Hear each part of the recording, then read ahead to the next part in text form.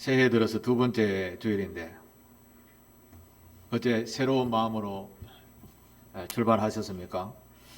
예, 우리는 한 해를 시작하면서 올해는 어떻게 살까 저마다 계획과 또 다짐을 하는 그런 아마 시간을 다 가졌을 것이라 생각을 합니다.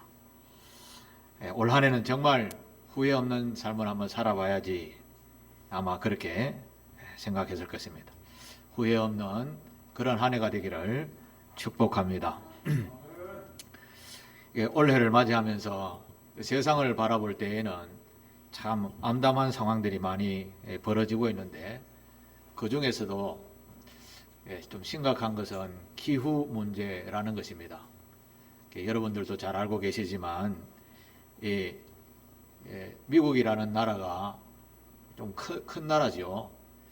서쪽은 대부분 이렇게 좀 메마른 땅이고 사막 같은 곳이고 동쪽은 이제 사람들이 많이 사는 그런 부한 동네인데 동쪽에는 지금 옛날과 다른 엄청난 눈과 폭풍으로 집이 다 얼어붙는 거 혹시 보셨죠?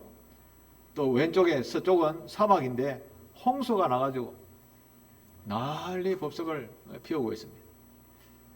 제 친구가 있는 스페인에는 26도까지 올라갑니다. 26도 같으면 5월 정도 된 그런 기후죠. 한겨울에 얼음이 얼어야 할 때 26도까지 올라가고 있고, 우리나라를 가만히 생각해 보면 우리나라는 그래도 예전의 기후를 그대로 가지고 있는 것 같아요. 옛날에는 4만 4원이라고 했는데 뭐 그래도 뭐 크게 재앙 수준으로 이렇게 이해할 만큼은 아닌데, 바로 옆 동네인 일본에는 눈이 6m나 쌓여가 있다고 합니다. 지금도. 그러니 이상한 것은 정말 이상하죠? 우리가 살아가는 이 지구 땅에 왜 이렇게 기후가 변덕스러워졌을까? 그 원인이 무엇일까? 수많은 학자들이 대부분 이야기하기를 사람들이 너무 무분별하게 이 지구를 괴롭히고 있다, 그런 이야기를 합니다.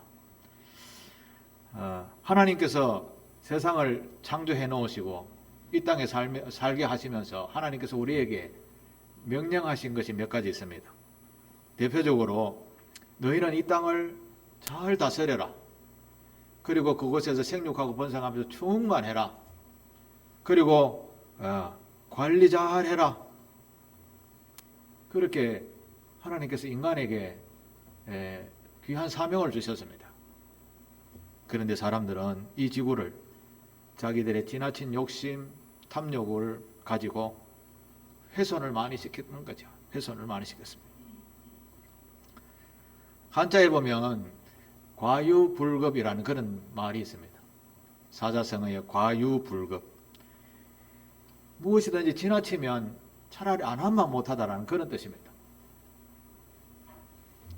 세상에 일어나는 모든 문제는 다 지나치기 때문에 일어나는 거죠. 다 지나치기 때문에.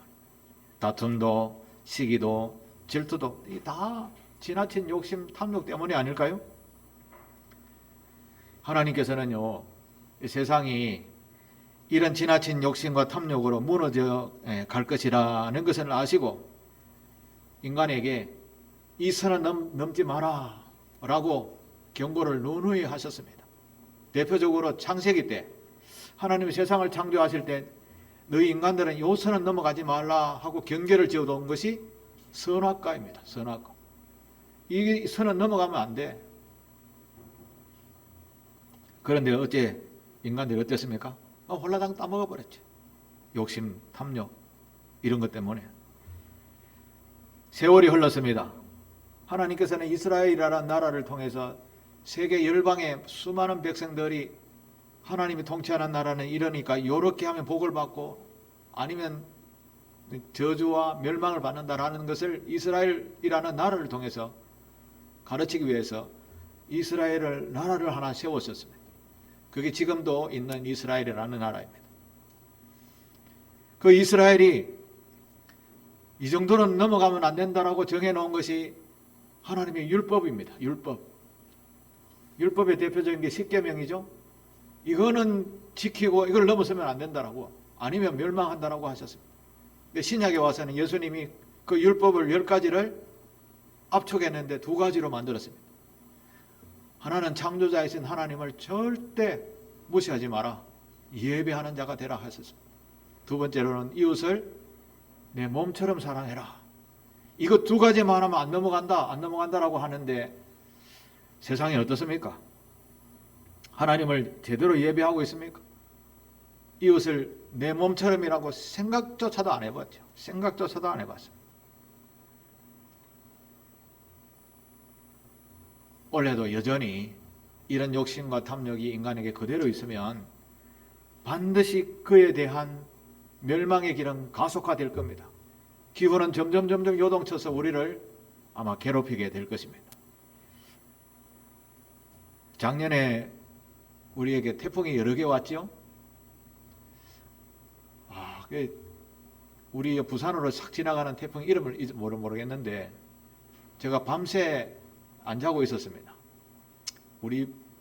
제 방에 창문이 막 덜컹덜컹 하는데 그게 무서워서 안 잔 게 아니라 설교 좀 한다고 앉았는데, 기도했습니다. 하나님, 어차피 태풍이 왔는데 빠른 속력으로 좀 지나가게 해달라고 제가 기도했습니다. 아니나 다를까 하나님께서 빨리 지나가서 그나마 피해가 아주 적었지요. 옛날에 사하라 태풍과 같은 그런 위력인데 빨리 지나가는 바람에 피해가 적었다라고 합니다. 물론 피해를 받은 사람도 많았습니다. 올해도 예상해볼 재앙들이 여러 가지가 있습니다. 여지없이 태풍은 오게 될 것이고요. 다른 재앙이 뭐가 있겠습니까? 지진, 화산 폭발, 전쟁, 이런 것은 우리에게 하나도 일어나면 안 되는 것입니다. 그런데 인간의 욕심은 끝이 없습니다. 그러다 보니 자꾸 멸망의 길을 자초하고 있는 것이죠. 자, 그러면 올 한 해를 살아가는 그리스도인인 저와 여러분들은 어떻게 살아야 되겠습니까? 어떻게 살아야 되겠습니까? 제가 지난주에 새해를 열면서 첫 번째 말씀은 복음으로 돌아가야 됩니다. 즉 하나님께로 돌아가야 된다라고 하면서 복음으로 살게 하소서라는 제목으로 설교를 해드렸었습니다. 복음으로 돌아가려면 첫 번째 우리의 죄악을 회개해야 된다라고 말씀을 하셨고, 그리고 2번째로는 복음이신 예수를 정말 제대로 믿어야 된다, 그렇게 권면을 드렸었습니다. 회개하고 예수를 제대로 믿는 자의 모습은 어떠할까요? 어떠한 모습일까요? 그렇습니다. 선악과를 따먹는 삶이 아니 되어야 되고, 율법을 지키는 자가 되어야 되고, 예수님께서 하신 하나님 사랑과 이웃 사랑에 이웃을 내 몸처럼 사랑하는 그런 것을 지켜야 됩니다. 다시 말하면 인간의 욕심과 탐욕을 버리지 않아야 됩니다. 주어진 것에 감사하며 살아야 되는 건데, 그런데 어떻습니까? 예수 믿는 저와 여러분들도 여전히 욕심과 탐욕이 있지 않습니까? 이거 정말 심각하게 생각해야 합니다. 그러면 우리가 원치 않는 어마어마한 재앙들이 하나님께서 분명히 내 앞에 있다라고 말씀하십니다. 우리는 이것을 그냥 흘려드리는 말로 들었으면 절대 아니 됩니다. 원래 표어가 복음의 사람, 예수 믿는 사람, 예배자로 살게 하소서라고 정했는데요. 오늘은 예배자로 살게 하소서라는 제목으로 여러분에게 말씀을 나누도록 하겠습니다. 원래 이 말씀을 시편 50편 5절과 오늘 본문의 로마서 12장 1절의 말씀을 기준으로 삼았는데, 그 시편 50편 5절에 어떤 말씀이 있는가 하면 한번 같이 읽어보겠습니다. 화면에 좀 넘겨주십시오. 같이 읽겠습니다. 시작. 이르시되 나의 성도들을 내 앞에 모으라. 그들은 제사로 나와 언약한 이들이니라 하시도다. 아멘. 이 말씀은 잠깐 해석이 필요하죠. 하나님께서 하나님과 이스라엘 백성들, 즉 하나님과 우리와 어떤 약속의 관계가 되어졌냐라는 말씀을 합니다. 하나님께서 제사장인 선지자인 목사들에게 성도들을 다 내 앞에 모아라 모아라 모아라 이렇게 말씀합니다.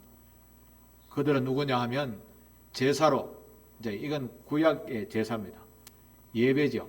예배로 나와 언약 약속한 관계가 된 사람들이니라.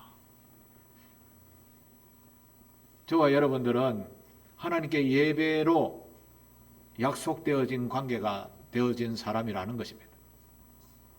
그래서 하나님의 백성인 저와 여러분들은 당연히 하나님과 언약한 백성이니까 그 언약 약속에 따라 예배를 드리는 자가 되어야 된다는 말씀입니다. 반대로 말하면 하나님께 예배하지 않으면 하나님의 백성하고는 아무 상관이 없다라는 말씀입니다. 그래서 이스라엘 백성들은, 하나님과 이스라엘 백성들은 이 약속의 관계인 줄 알고 오래전부터 예배자의 삶을 살았었습니다.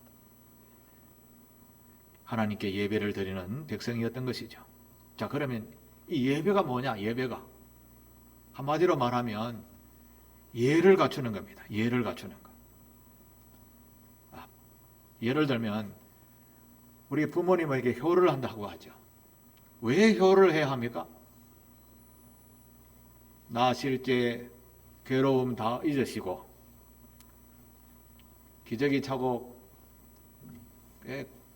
까불까불하던 그런 모든 모습을 더럽다 하지 아니하시고 잠을 자지 아니하시고 아프면 또 밤새 안고 그렇게 키운 자녀들이 아닙니까?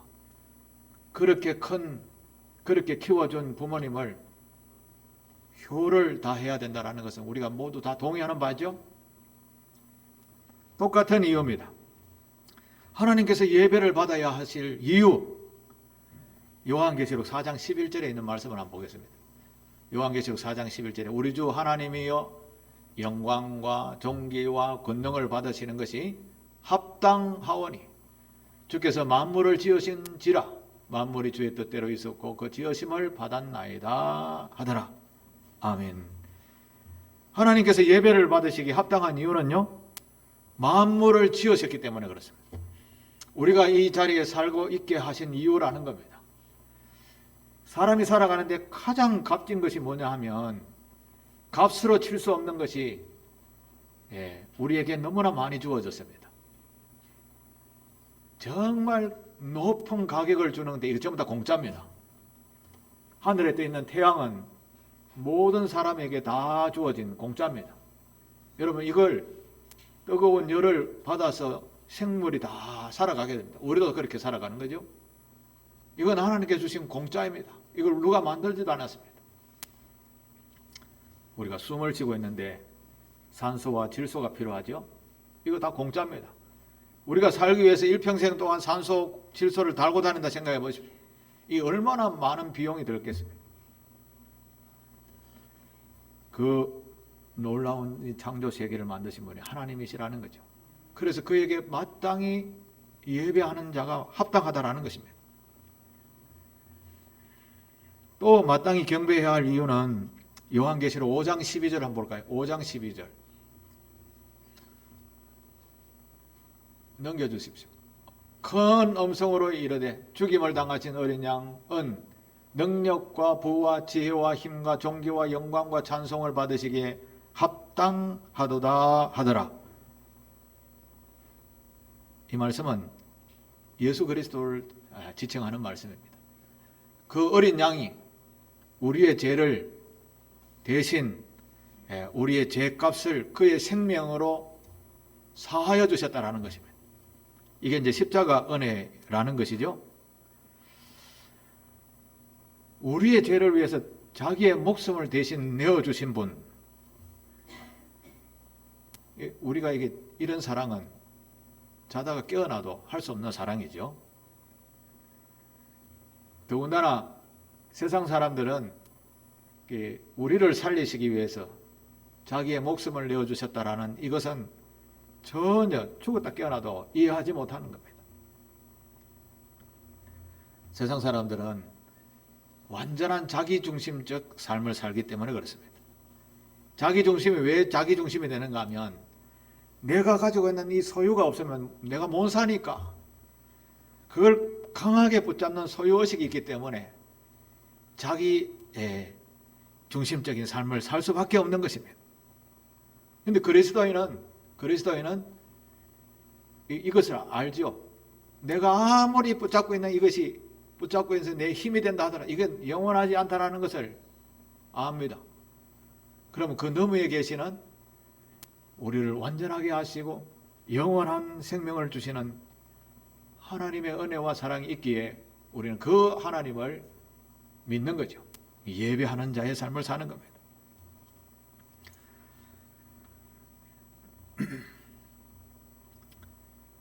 그리스도인과 교회들은 이웃을 사랑하라는 주님의 말씀에 따라서 연말 연시가 되면 불우이웃돕게 성금을 많이 내게 되죠. 우리 교회도 작지만은 다른 교회들과 함께 동참을 다 했었습니다.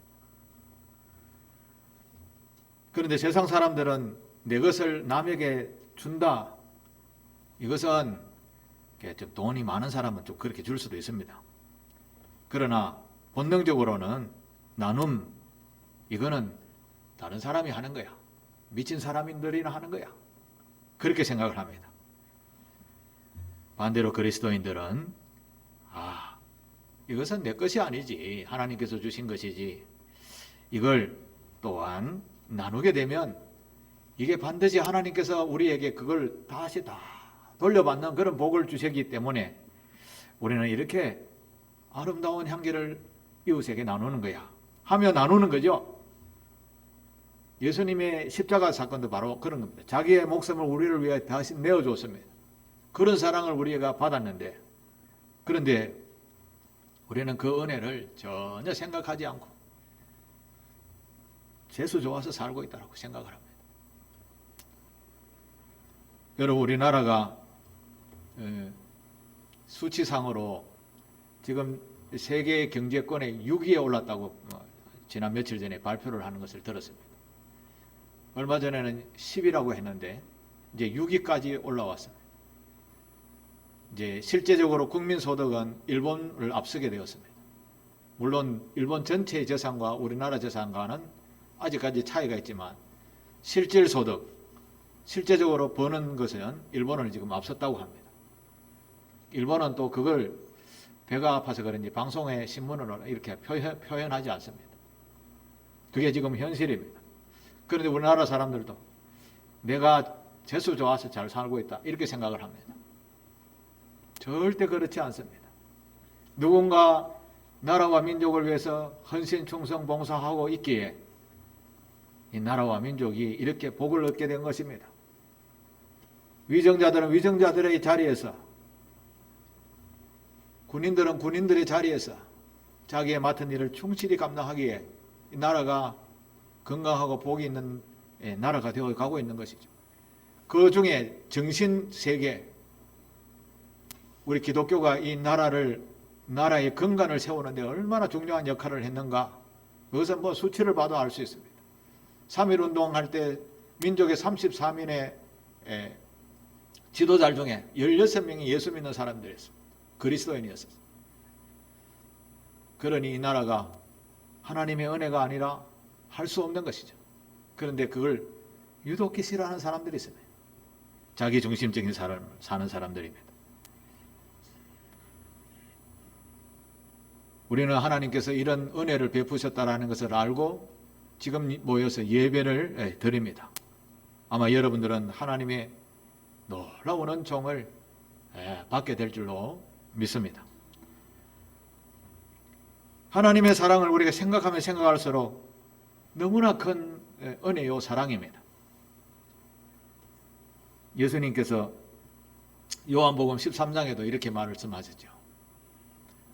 요한복음 15장 13절, 사람이 친구를 위하여 자기 목숨을 버리면 이보다 더 큰 사랑이 없다라고 하셨습니다. 본인이 직접 그 사랑을 표현해 주셨고 우리 또한 그렇게 살라고 하셨습니다. 교회와 성도는 이런 삶을 살게 되니까 나라와 민족이 서로 이렇게 반목하고 서로 다투는 사이에 그리스도인들이 들어와서 하나가 되게 하고 화합이 일어나게 되고 힘을 합해서 우리 같이 가자라고 해서 건강한 나라가 지금 되어가고 있는 것입니다.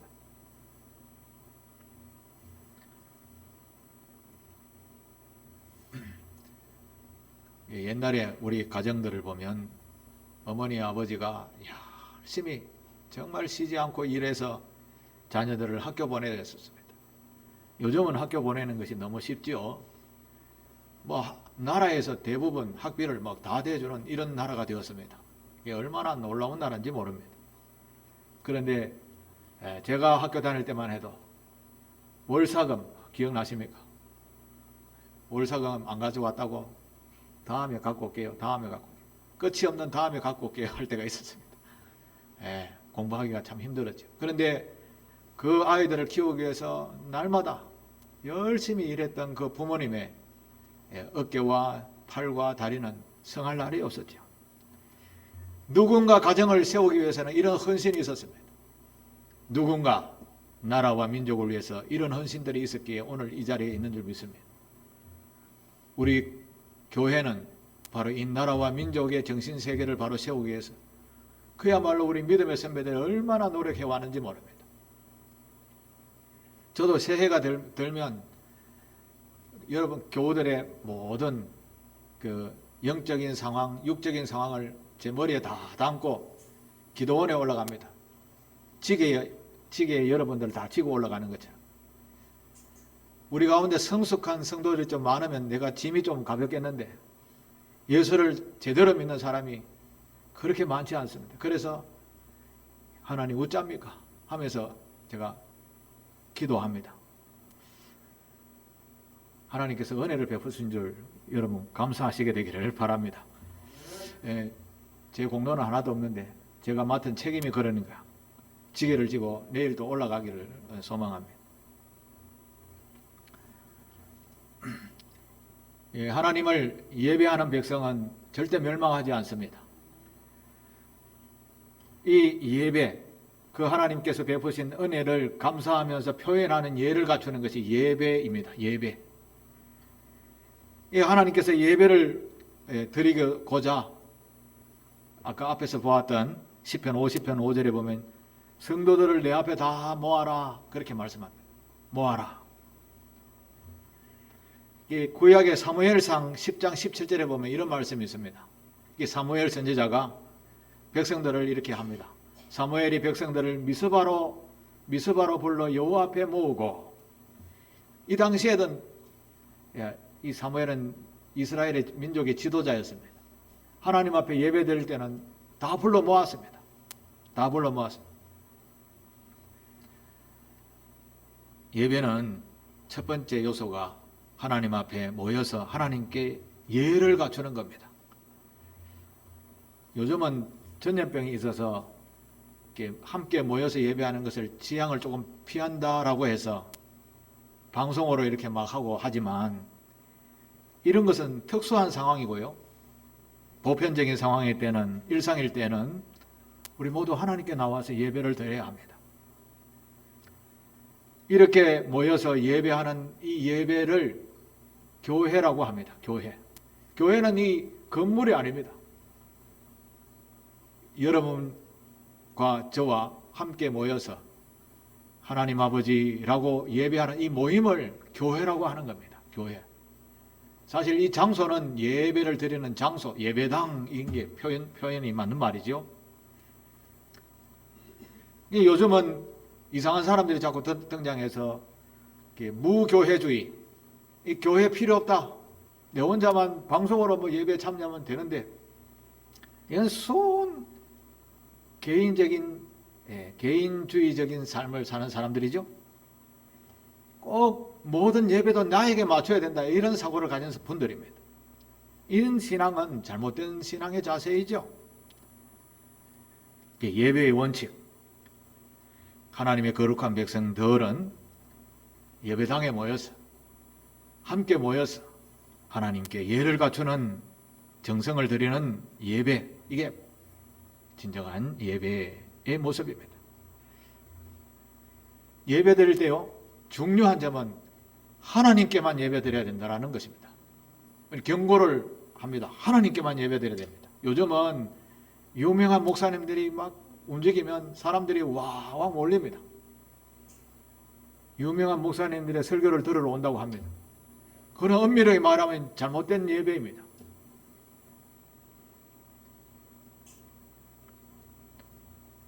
유명한 목사님의 설교를 들으러 교회를 한 번 정도는 방문해도 좋지요.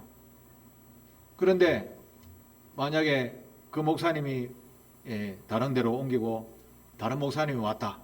그러면 목사님 따라갈 겁니까? 하나님 따라 안 가고 목사님 따라갈 겁니까? 그렇습니다. 예배는, 신앙인은 하나님만 보고 오는 것이지 목사 보고 오는 것도 아니고 화려한 건물 보고 오는 것도 아닙니다. 이런 모습이 지금 한국 교회에 나도 모르게 이렇게 자꾸 많아지고 있습니다.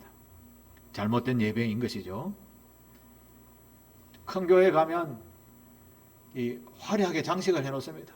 그리고 온갖 악기를 다 동원해서 찬양하고 영광을 돌린다고 합니다. 사실 눈으로 보기에 거룩한 예배처럼 보이지만 이건 정작 우리 눈을 만족하게 하는 것이지 하나님께 드리는 것은 아닙니다. 하나님은 우리의 마음을 받으시는 것이거든요. 예배는 우리의 마음을 드리는 것입니다. 예를 갖추는 겁니다. 물론 그래서 달란트 가지고 찬양하고 이런 건 괜찮지만 그걸 자랑합니다. 우리 교회는 말이야 오케스트라가 있고, 그것은 바른 교회의 모습이 아니라는 것입니다. 또 교회가 멋지다고 찾아오는 성도도 잘못된 성도의 모습입니다. 바른 예배자의 모습이 아닌 것입니다. 자, 오늘 우리가 읽었던 본문으로 돌아가서 한번 읽어보겠습니다. 그럼 어떤 자가 진정한 예배자냐? 로마서 12장 1절 같이 읽습니다. 시작. 그러므로 형제들아, 내가 하나님의 모든 자비하심으로 너희를 권하노니 너희 몸을 하나님이 기뻐하시는 산 제물로 드리라. 이는 너희가 드릴 영적 예배니라. 아멘. 우리 몸을 하나님께서 기뻐하시는 산 제물로 드리라, 이렇게 표현하십니다. 산 제물이라는 것은 살아있는 제물이라는 것이죠. 우리 자체를 드리라는 그런 뜻입니다. 우리 자체, 우리의 생명을 드리라는 그런 뜻이지요. 구약에서 제사는, 구약에서 드리는 예배는 이렇게 했습니다. 우리가 죄를 지어서 하나님 앞에 나왔는데 죄가 있으면 하나님이 예배 안 받으시거든요. 그래서 그 죄를 먼저 사해야 하는데 자기의 형편에 따라 양과 염소와 황소를 가지고 와서 그 짐승을, 그 생명을 그 제사장 앞에서 잡습니다. 그 생명은 피로 이렇게 표현되잖아요. 그 피를 제단에다가, 제단 뿌리 4개가 있는데 거기다 붓습니다. 붓고 제물은 번제단에 올려서 불로 태웁니다. 그 불이 태워지는 그 향기가 하나님 앞에 올라가면서 우리의 그 짐승의 생명으로 죄사함을 받게 되는, 이것이 구약의 제사의 모습이었습니다.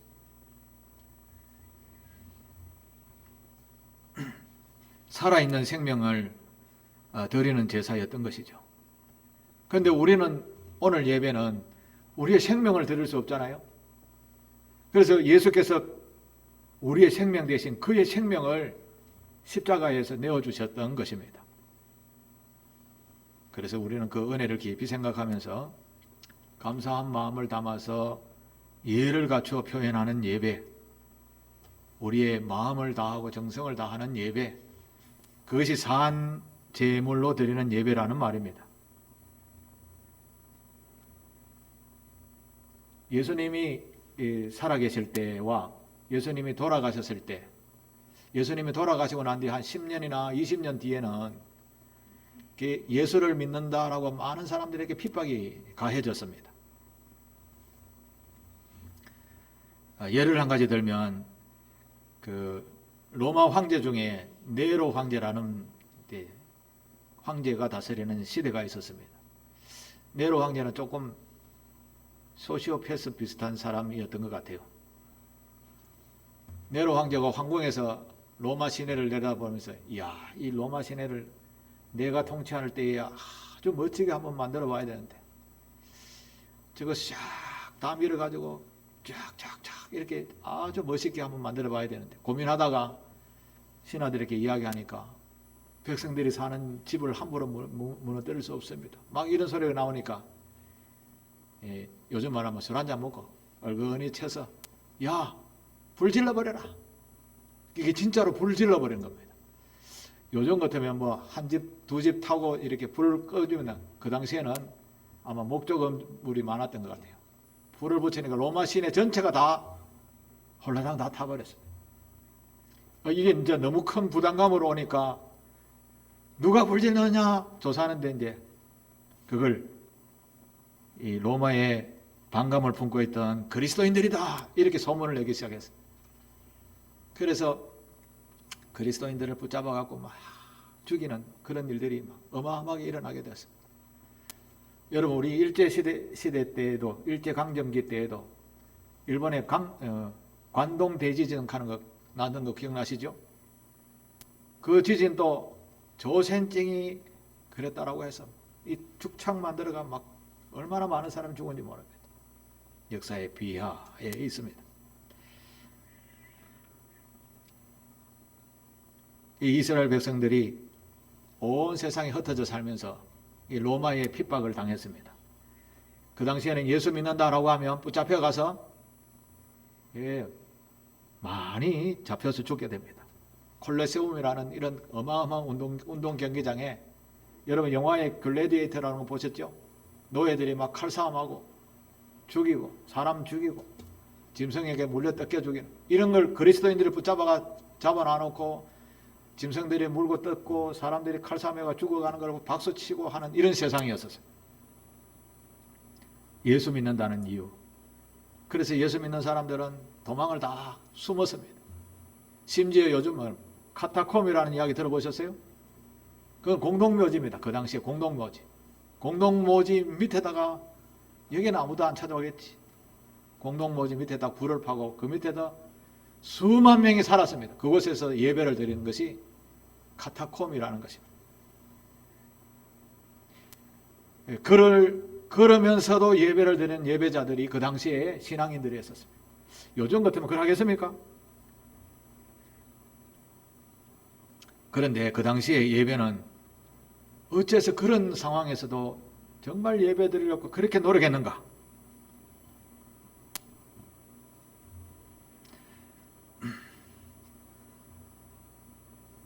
그때 그 이유는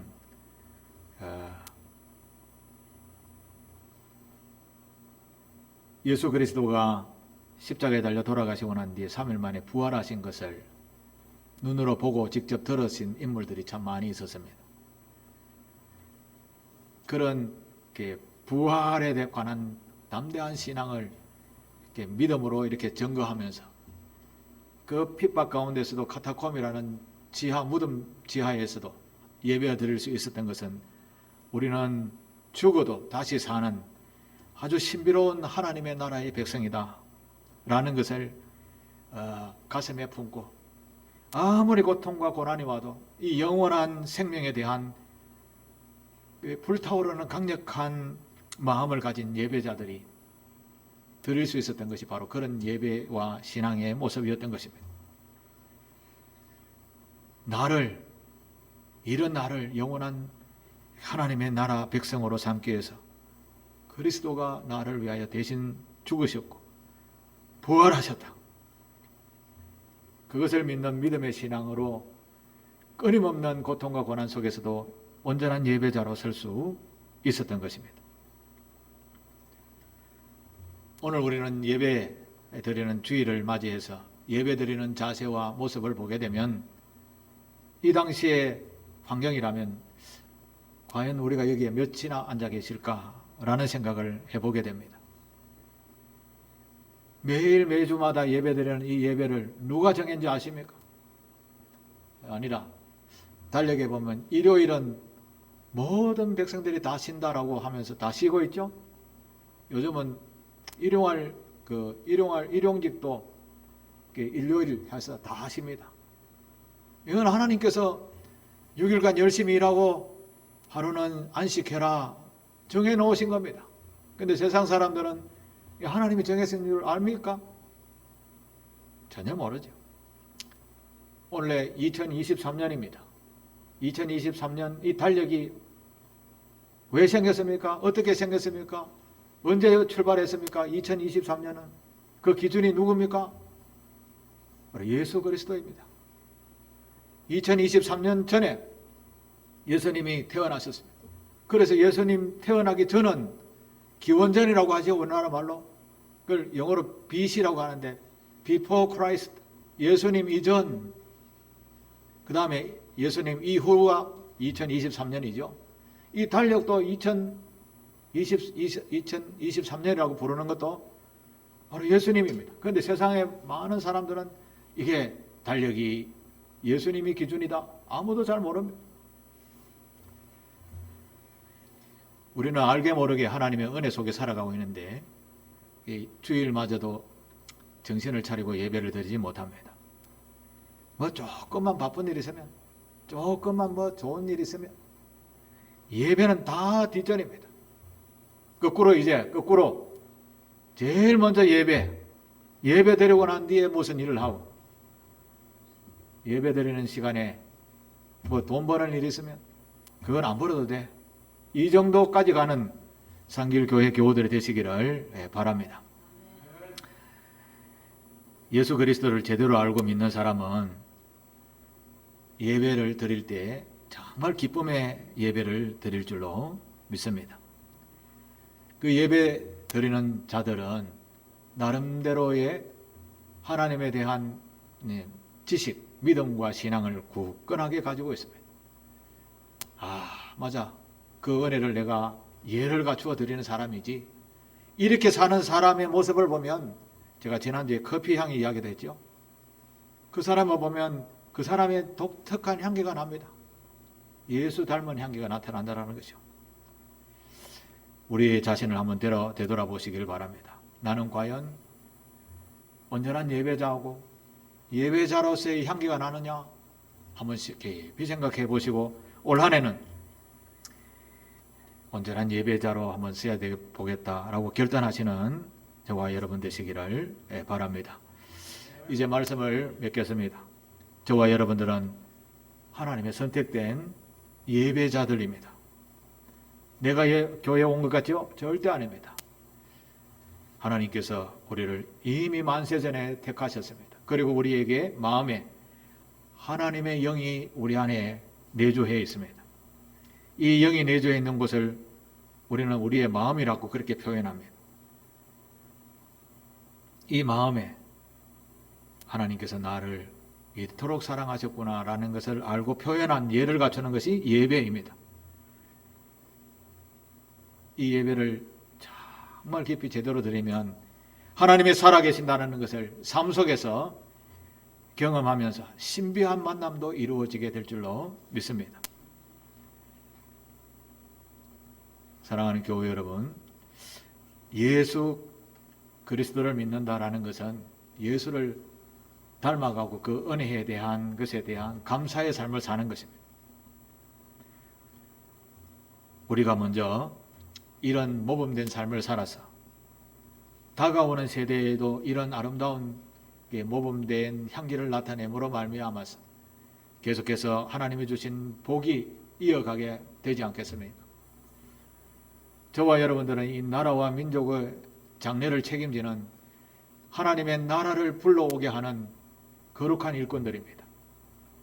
그 거룩한 사명을 내가 가졌지라고 하며 세상에 나가서 세상 사람과 다른 삶을 살아야 됩니다. 내 중심이 아닌 하나님 중심 삶, 예배자의 중심 삶, 이렇게 살아가게 될 때 하나님께서 약속하신 복들이 우리에게 가득하게 될 줄로 믿습니다. 그 은혜를 아는 자는 자손에게 그 은혜가 미치게 됩니다. 그러나 반대로 하나님을 불신하고 떠나보낸 사람은 기후가 요동치는 것처럼 우리에게 심판으로 급속히 다가온다는 사실을 우리가 이스라엘 백성들의 역사, 성경 말씀의 교훈들을 생각하면서 마음이 깊이 새기고 끊임없이 제대로 믿어서 믿음의 유산을 남기는 그런 삶을 살아야 되겠다. 그리고 믿음의 유산을 많이 남겨서 믿음의 명문가문이었다. 이런 소리를 듣는 상길교회 교우들이 다 되시기를 주님의 이름으로 축복합니다. 기도하겠습니다. 하나님 아버지 감사합니다. 부족하고 연약한 저희들을 2023년에 살게 하여 주시고 이 위기 때에 온전한 예배자로 서게 하심을 가르쳐 주셨음을 감사합니다. 하나님의 그 크신 은혜를 잊어버리지 않고 늘 주님만을 바라보며 영광 돌리며 살아가는 온전한 예배자 되게 하옵소서. 예수님의 이름으로 기도하옵나이다. 아멘.